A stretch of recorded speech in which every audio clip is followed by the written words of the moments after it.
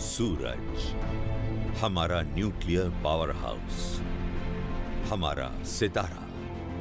इसकी रोशनी हमारी दुनिया को चलाती है और हमें भी। रोशनी के बिना हम जिंदा नहीं रह पाएंगे। शुरुआत करते हैं सूर्य के अंदरूनी हिस्से से। हम चलते हैं प्रकाश के एक अकेले और छोटे से अंश के बेरहम सफर पर। यह है फोटॉन। सूरज से मेरी आंखों तक पहुंचने के लिए फोटॉन को जो सफर करना पड़ता है वो हैरत अंगेज है। सूर्य के केंद्र में अपने आदिम जन्म से लेकर सतह से इसकी रवानगी तक। सूर्य से मुझ तक पहुंचने वाली रोशनी मानव सभ्यता की शुरुआत से भी पहले पैदा हुई थी। ये एक अविश्वसनीय विचार है। तो चलिए फोटॉन की 10 लाख साल की हैरत अंगेज यात्रा पर, जो होगी सोलर सिस्टम के सबसे बेरहम वातावरण से होकर, ताकि वो पृथ्वी तक प्रकाश और जीवन पहुंचा सके।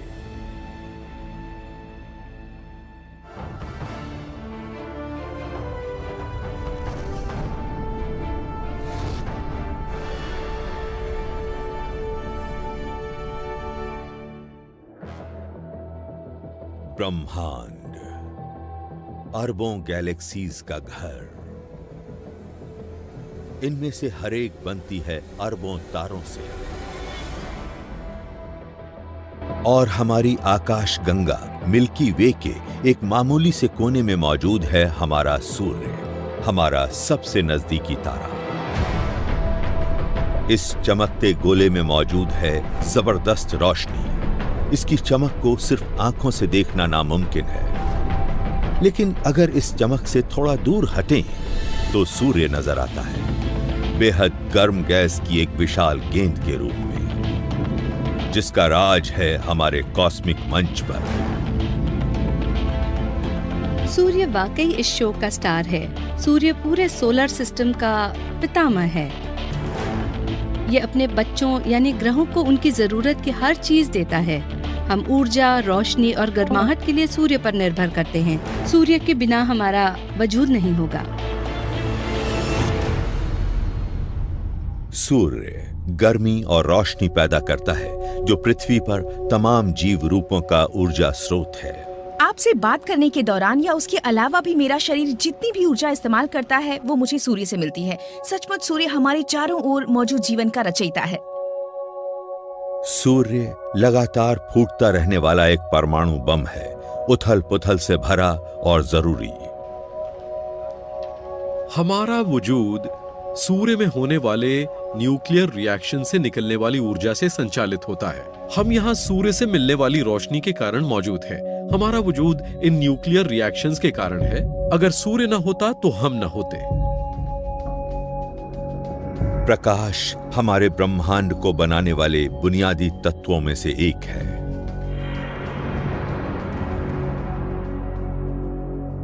मुझे लगता है कि प्रकाश ब्रह्मांड में मौजूद सबसे कमाल की चीज है। इसकी हर चीज में जरूरत है। ये सबके लिए आवश्यक है। ये हर कहीं है, यानी जो भी चीज मौजूद है ये उसका एक बुनियादी हिस्सा है। बुनियादी भी और तेज भी। कॉस्मोस में मौजूद सबसे तेज रफ्तार चीज। इसकी गति है 2,97,600 किलोमीटर प्रति सेकेंड। सूर्य पृथ्वी से करीब 14 करोड़ 88 लाख किलोमीटर दूर है, तो 2,97,600 किलोमीटर प्रति सेकंड की गति से प्रकाश हम तक 8 मिनट में पहुंचता है। लेकिन ये 8 मिनट इसके हैरत अंगेज सफर का एक छोटा सा आखिरी हिस्सा है। हो सकता है कि सूर्य के धधकते अंदरूनी हिस्से से रोशनी को बच निकलने में 10 लाख साल तक लगे। इसका मतलब ये है कि हम जिस रोशनी को आज देख रहे हैं वो हमारे पूर्वजों के अफ्रीका के मैदानों से जाने से कहीं पहले पैदा हुई होगी। जब मुझे इस तथ्य के बारे में पता चला तब तक मैं एक वैज्ञानिक बन चुका था, लेकिन मैंने इसके बारे में सोचा नहीं था और पहली बार में तो इसने मेरे होश उड़ा दिए। फिलहाल मुझ तक सूर्य की जो रोशनी पहुंच रही है वो मानव सभ्यता की शुरुआत से भी पहले पैदा हो चुकी थी, लेकिन फिर भी जैसे ही ये सूर्य की सतह से निकलती है ये पृथ्वी पर 8 मिनट में पहुंच जाती है। ये कमाल का आइडिया है। जब मैं सूरज की तरफ देखता हूँ तो मेरी आंखों तक पहुँचने के लिए फोटॉन को जो सफर करना पड़ता है वो हैरत अंगेज है। इस सफर की शुरुआत हमारे सितारे के भीतरी हिस्से में होती है। अगर हम सूर्य को खोल पाते तो हमें वहां हजारों लाखों किलोमीटर गहरी हाइड्रोजन गैस की सघन परतें नजर आती, और कोर कहे जाने वाले सूर्य के केंद्र में जन्म होता है प्रकाश का। इससे ब्रह्मांड की सबसे प्रचंड प्रतिक्रियाओं में से एक जन्म लेती है। यह है न्यूक्लियर फ्यूजन।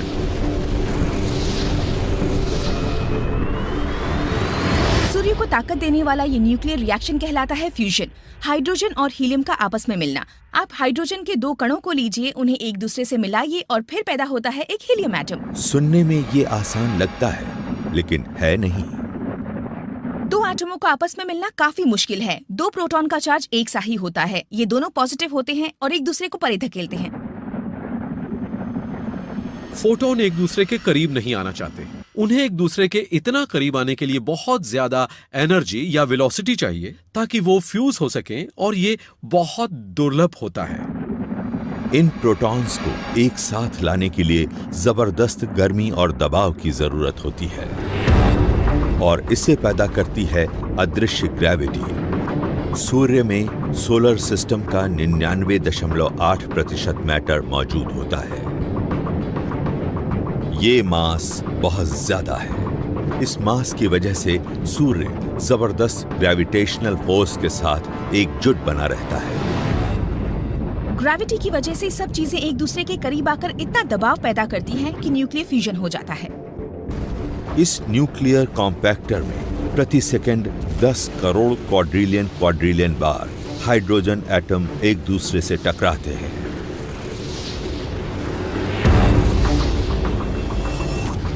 इनमें से कुछ टक्करें इतनी ताकतवर होती हैं कि एटम आपस में जुड़ जाते हैं और ऊर्जा पैदा हो जाती है।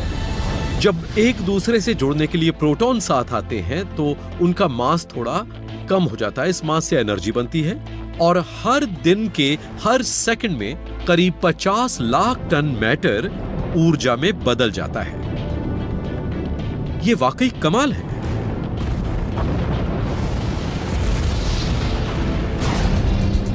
टक्कर से ऊर्जा का एक छोटा सा धमाका होता है, जो होता है प्रकाश का एक पैकेट। यह बहुत ही छोटा लेकिन बहुत ही दमदार होता है। किसी तरह हमारा ये फोटोन अपनी ऊर्जा पृथ्वी तक पहुंचा देता है, जिससे हमारा ग्रह जीवंत होकर जिंदगी को मुमकिन बनाता है। लेकिन फिलहाल ये प्रकाश वैसा नहीं है जो हमें नजर आता है। इसमें जबरदस्त ऊर्जा होती है और ये जानलेवा होती है।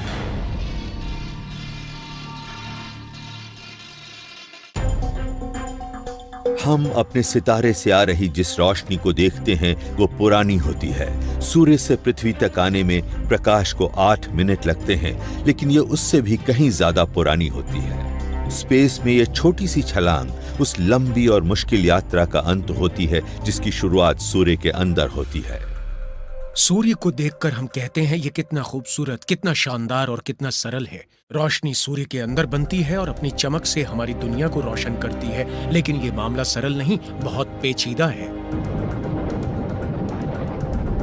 इस सफर की शुरुआत सूर्य के कोर में मौजूद जबरदस्त गर्मी से होती है, और ये सूर्य की बेहिसाब ग्रेविटी से कुचली जाती है। एटम एक दूसरे से टकराकर आपस में जुड़ जाते हैं, और इनसे ऊर्जा का एक छोटा सा अंश निकलता है। यह होता है प्रकाश का एक फोटॉन। ये किसी एटम से भी कहीं छोटा और बिना मास वाला होता है। फोटॉन किसी भी चीज से ज्यादा तेज गति वाले होते हैं और ये कभी नहीं रुकते।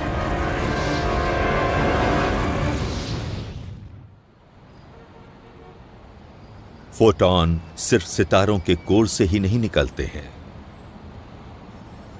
तो फिर प्रकाश आता कहां से है? इसका जवाब है मैटर इसे बनाता है, और इससे पैदा होने वाला प्रकाश इसके तापमान पर निर्भर करता है। ब्रह्मांड में एब्सोल्यूट 0 डिग्री से ऊपर वाला मैटर का जो भी अंश है वो प्रकाश पैदा करता है, इंसानों सहित। हम इंसानों से हमेशा प्रकाश निकलता रहता है क्योंकि हम जिंदा हैं, हम गर्म हैं, हमारा तापमान 0 नहीं है, इसलिए हम इंफ्रारेड रेडिएशन छोड़ते रहते हैं जिसे अक्सर हीट रेडिएशन कहा जाता है। लेकिन तमाम मैटर प्रकाश छोड़ता है। बेशक मैं बहुत कूल इंसान हूँ, लेकिन मैं भी रोशनी पैदा कर रहा हूँ। हम जो प्रकाश देखते हैं उसे इंद्रधनुष के रंगों में बांटा जा सकता है।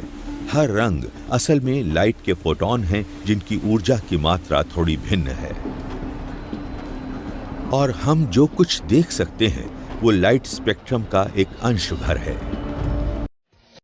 हमारी आंखें असल में सब कुछ नहीं देख पाती। हम नजर आने वाले प्रकाश के बारे में जानते हैं जिसके प्रति हमारी आंखें संवेदनशील हैं, लेकिन ये ऊर्जाओं की एक बहुत छोटी रेंज है। प्रकाश हमारे द्वारा देखी जा सकने वाली ज्यादा और कम ऊर्जाओं में भी मौजूद होता है। विशेष कैमरों के इस्तेमाल से हम इंसानों के शरीर से निकलने वाले इंफ्रारेड प्रकाश को देख सकते हैं। इस इंफ्रारेड प्रकाश में हमारे द्वारा देखे जाने वाले प्रकाश के मुकाबले कम ऊर्जा होती है,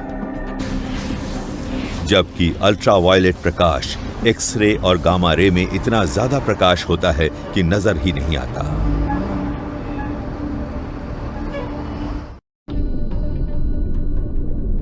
विशाल और गर्म सूर्य हर तरह के प्रकाश पैदा करता है। नासा की सोलर डायनेमिक्स ऑब्जर्वेटरी में वैज्ञानिक सूर्य को उसके असली प्रकाश में देख सकते हैं। एसडीओ प्रकाश को 10 अलग अलग बैंड पासेस में नापती है और इसमें से ज्यादातर फार अल्ट्रावायलेट प्रकाश होता है। ये चमक से आगे निकलकर एक गतिशील और उथल पुथल भरी दुनिया पर एक अनूठे नजरिए का खुलासा करती है।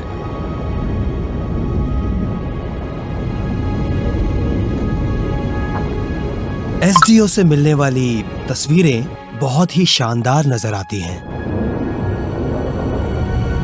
और जिस दिन हमने उपकरणों को चालू किया वो उस दिन की तस्वीरें हैं। प्रकाश के इन रूपों में सूर्य को देखने से ही हमें पूरी तस्वीर नजर आती है।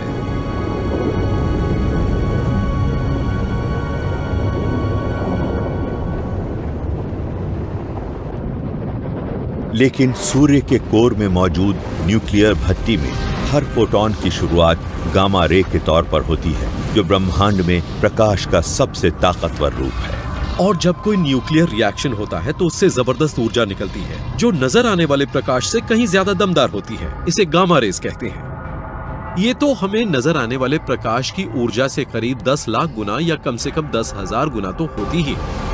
गामा रेज किसी चीज का रूप बदल सकती है, यहाँ तक कि जान भी ले सकती है। गामा रेज ने एक खास कारण से ब्रूस बैनर को हल्क में तब्दील कर दिया था। गामा रेज प्रकाश का एक बहुत ही खतरनाक रूप है। ये आपके शरीर में दाखिल होकर अगर मैटर के साथ इंटरैक्ट करे तो एटमों को तोड़ सकती है। हम खुशकिस्मत हैं कि गामा रे फोटॉन्स सीधे ही सूरज से नहीं निकलते।